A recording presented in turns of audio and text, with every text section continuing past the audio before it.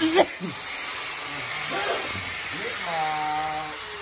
mà không thể ra để quá mục rác là tình trạng này. Mà Toàn bộ bị thế. Mục rác là một nước ra.